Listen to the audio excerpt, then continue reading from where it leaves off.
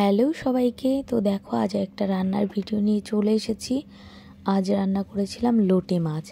তো এটা আমার প্রথম লোটে মাছ রান্নার ভিডিও, কারণ এর আগে আমি লোটে মাছ কোনো দিন রান্না করিনি।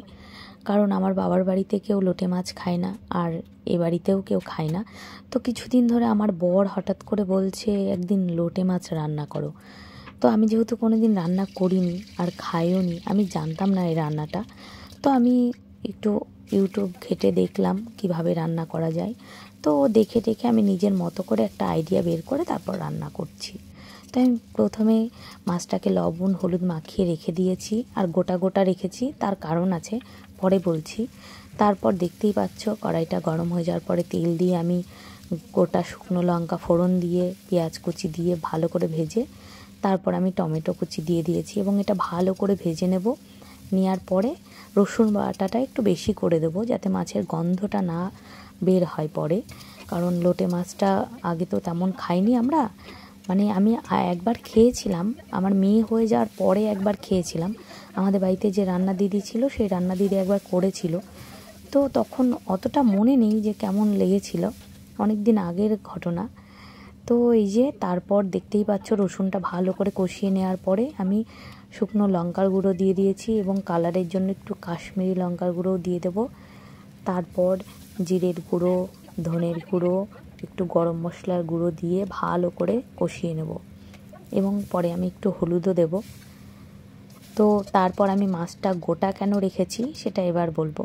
আর এটা শুধু আমাদের বাড়ির জন্য আজ রান্না হয়েছে, মানে আমার আর বরের জন্য না, আমার মেয়ের জন্য পাশের কড়াইতে দেখতে পাচ্ছ ওই পাশে একটা কড়াই বসানো আছে, ওটাতে আমার মেয়ের জন্য করেছি ঝাল ছাড়া।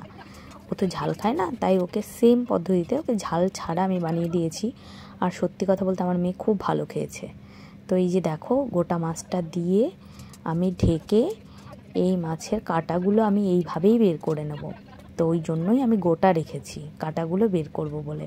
আর আমার মেয়ের রান্নাটাও এইভাবেই হয়েছে, শুধু ওকে আমি লঙ্কা দিইনি ওর তরকারিতে। তো এই দেখো কাঁটাগুলো আমি এইভাবে কাঁটা চামচ দিয়ে ছাড়িয়ে নেব। তো তারপর ঝুরঝুরে মতো, মানে ঝুরঝুরে না, অনেকটা ভর্তা টাইপের করেছিলাম। তো দেখো, আর এই কাঁটাটা মানে বের করার জন্য একটু ধৈর্য নিয়ে বের করতে হবে।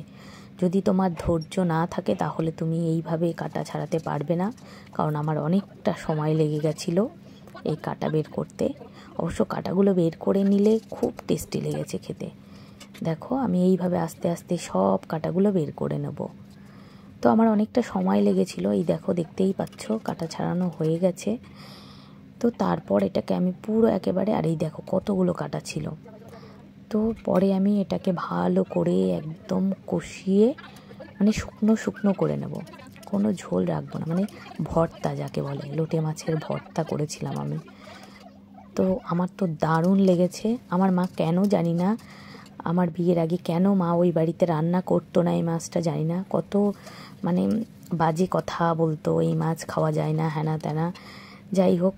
তো সেই ভুল ধারণা আমার ভেঙেছে এবং আমি এখানে গরম মশলা এবং তারপর একটু কাঁচা লঙ্কা দিয়েছি। তো এই দেখো রেডি। আর সত্যি কথা বলতে খেতে দারুণ হয়েছিল।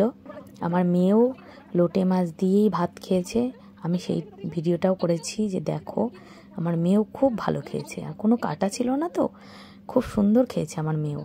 আর আমার বর লাস্ট রিভিউ দেবে, কারণ ও তো সব মাছ খায় না, তো ও লোটে মাছ খেতে পেরেছে, এটাই আমার কাছে অনেক। আর এই যে খেয়েছে এটাই আমার পরম প্রাপ্তি। তো চলো ঠিক আছে, টাটা। পরে অন্য আরেকটা ভিডিওতে আবার দেখা হবে। দেখো, তো ততক্ষণ সঙ্গে থেকো, টাটা।